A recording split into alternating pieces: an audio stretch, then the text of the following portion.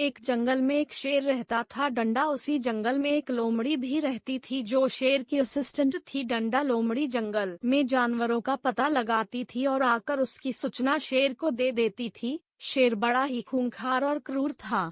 वह आवश्यकता से अधिक जानवरों का शिकार करता था। शेर शिकार किए गए जानवरों में से कुछ को खा लेता था और पेट भरने पर बाकी जानवरों को वैसे ही छोड़ देता था। नवरों का शिकार होने से जंगल के सारे जानवर खत्म हो गए।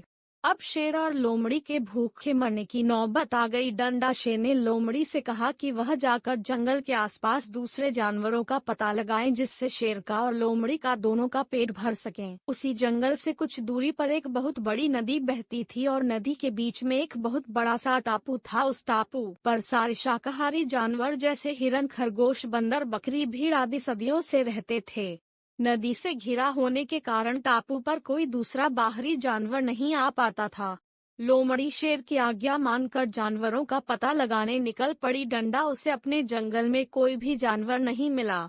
थक हार कर लोमड़ी नदी किनारे बैठ गई। डंडा तभी उसकी नजर दूर बने टापू पर पड़ी। डंडा लोमड़ी ने सोचा अवश्य ही इस टापू पर कुछ जानवर रहते होंगे। डंडा ऐसा सोचकर लोमड़ी तैरकर टापू पर जाकर देखती है तो वहां बहुत से शाकाहारी जानवर थे किंतु कोई भी मांसाहारी अथवा शेर को चुनौती देने वाला जानवर नहीं था।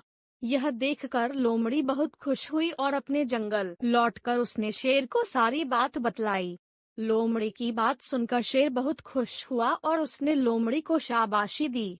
दूसरे दिन शेर लोमड़ी के साथ उस टापू पर जानवरों का शिकार करने के लिए पहुंच गया। टापू पर शाकाहारी जानवरों को देखकर शेर के मुंह से लार टपक रही थी। डंडा उसने एक ही दिन में बहुत सारे जानवरों को मार डाला और कुछ जानवरों को खाकर बाकी जानवरों को छोड़ दिया। शेर लगातार 2 दिन इसी प्रकार शिकार किया। टापू के सारे जानवर शेर से बुरी तरह डर गए और सभी ने एक सभा बुलाई।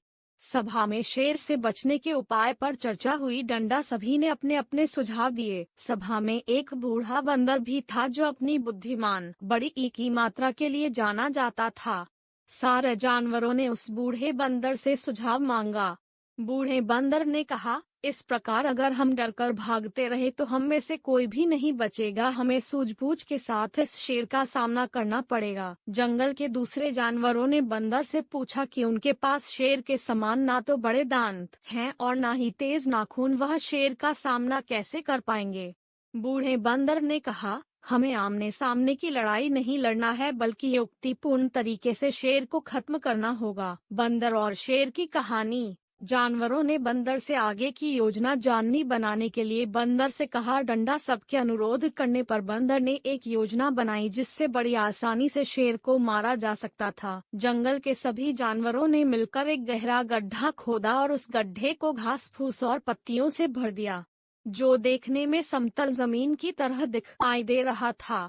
शेर के आते ही सारे जानवर गड्ढे के सामने की तरफ चले गए। डंडा शेर ने जैसे ही जानवरों को देखा उसकी भूख जाग गई और वह जानवरों का शिकार करने के लिए उनकी तरफ भागा। जैसे ही शेर गड्ढे के ऊपर से निकला, घास फूस और पत्तियों के दब जाने से शेर गहरे गड्ढे में गिर गया।